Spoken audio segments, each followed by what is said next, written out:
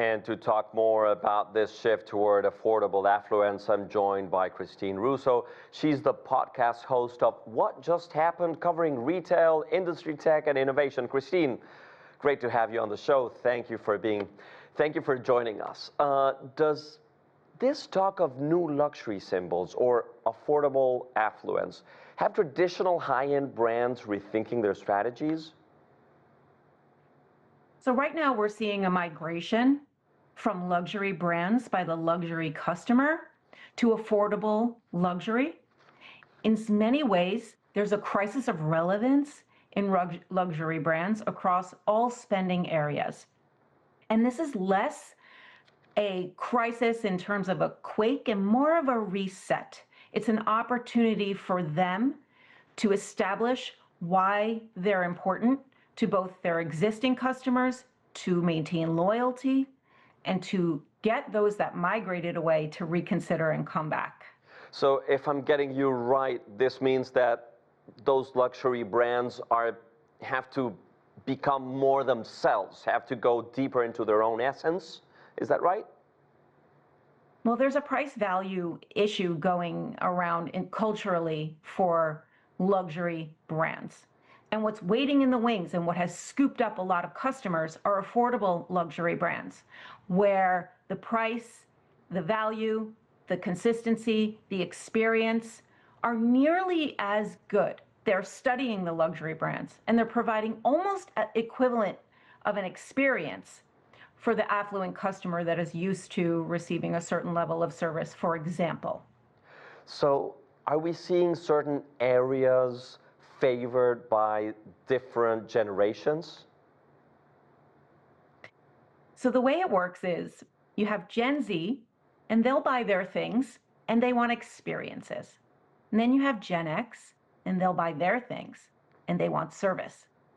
And then you have millennials, and they're sort of a combination of both.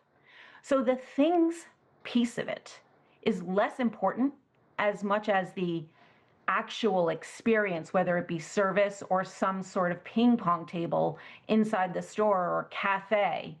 This is what's differentiating and catering to the different generations. I see, and we see talk about how certain things are recession indicators, right? Such as clothing or even hair care. Can we see these shifts in the luxury sector the same way?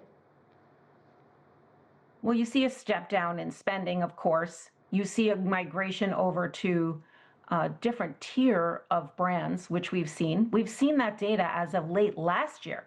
And we're only, I believe, at the end of this year, we'll see it even higher.